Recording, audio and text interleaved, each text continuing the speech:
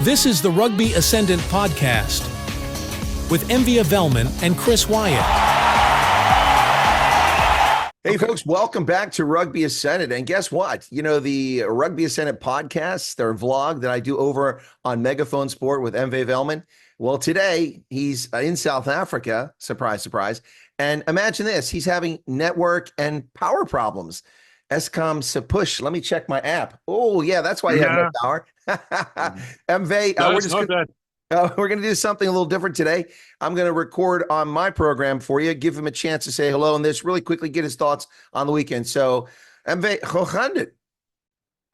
Yeah, that's it. Het al beter gegaan. I've had it better before. Thank you. It's not load shedding. It's an exploded power station, substation. So it's a new one. So we are forced to, move all our groceries to other people's fridges, take showers at other people's houses. My son is writing matric exams. Oh, my hands are shaking as I'm holding the phone up to my face. Sorry for the quality, but thank you for making the time to do this with me. I appreciate it.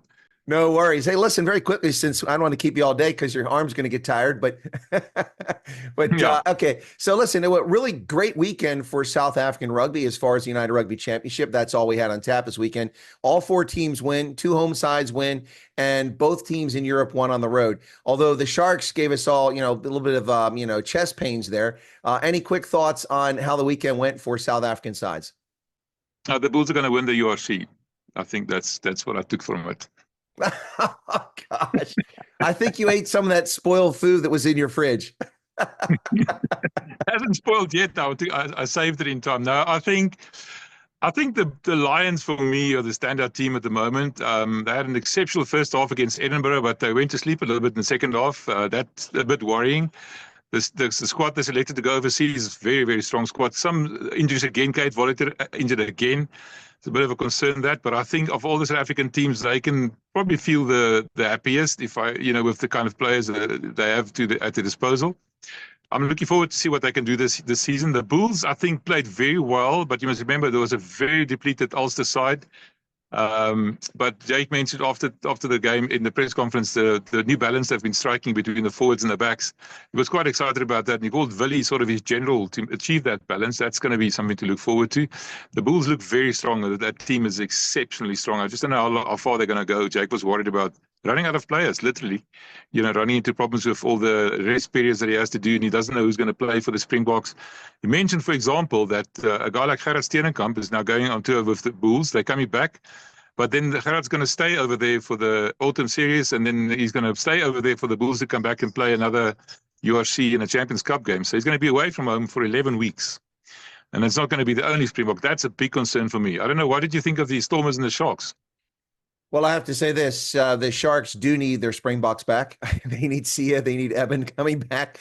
I tell you, that game, they were getting just slaughtered in the first half, and good determination, good team effort come back and really do well early in that second half. But then they kind of tailed off, and in the end, it's like nobody wanted to win this game. It was so frustrating. I was very frustrated at how many times they crashed into the line over and over again. I'm just waiting for somebody to knock the ball on.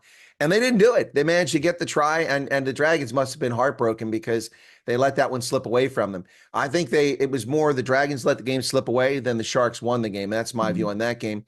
And then the Stormers game, it's a big scoreline in the end, but I'm still not impressed by my Stormers. They've got some work to do, and we'll see what happens going forward, but I'm a little bit concerned about them still. And I'll go back with what you said about the Lions. I was very impressed by the Lions.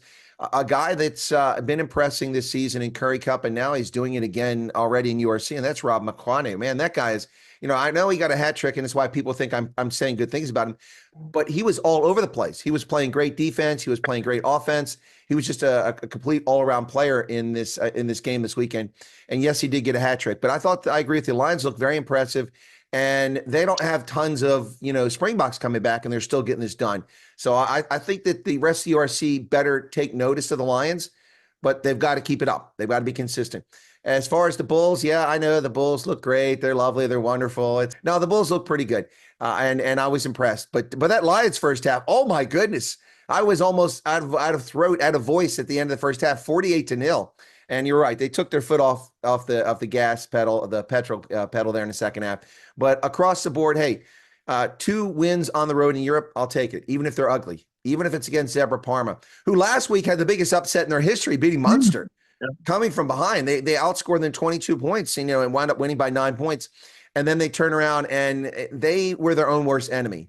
And I think in this game, the Stormers did play some really good stretches, particularly in the second half, but they were playing Zebra Parma. If they'd been playing Leinster, they wouldn't have won that game the way they played. Just saying. And that's my thoughts on it. Any other comments before we wrap up? Yeah, I want to ask you about that Zebra thing, because they always start the season like a house on fire.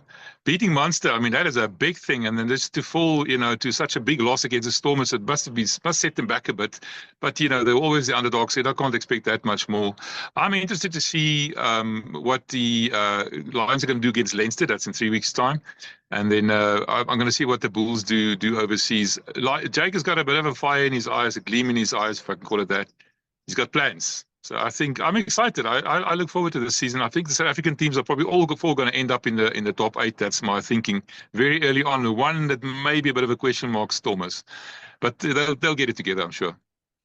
Well, I agree. I think that this season we'll see all South African sides go in the playoffs. And the thing look, if I want to say confident, I'm most confident that doing well will be the Lions, which is one that I talked about making the playoffs. But so far at the start of the season, their play has been pretty good. I mean, of course, to be fair, both games are at home. Got to see how they do on the road. That Leinster game is going to be huge. Normally a Lions-Leinster game, I'll call the game, but I'm like, I don't get too excited about it. But I'm actually looking forward to that game. That should be pretty cool. And you're right. How the Bulls do on the road is going to be critical because the South African sides, especially the Stormers and the Sharks, do poorly when they travel to Europe for whatever reason. So, we'll see how it goes going forward. But I agree with you. But that Lions-Leinster game coming up is going to be a really exciting one. Usually I get excited about the Stormers and Leinster. Now I'm just going to be nervous when I see them play Leinster. Yeah. Well, I'll tell you what, Munster versus Leinster this weekend coming, that's probably going to be the game of the weekend. That's a big one. The 2 Irish giants, Munster coming off a loss of Zebra. Against Zebra, they recovered a bit last weekend, but they've got something to prove. And of course, Argus Neyman playing for Leinster against his old Irish club. That's going to be one to look out for.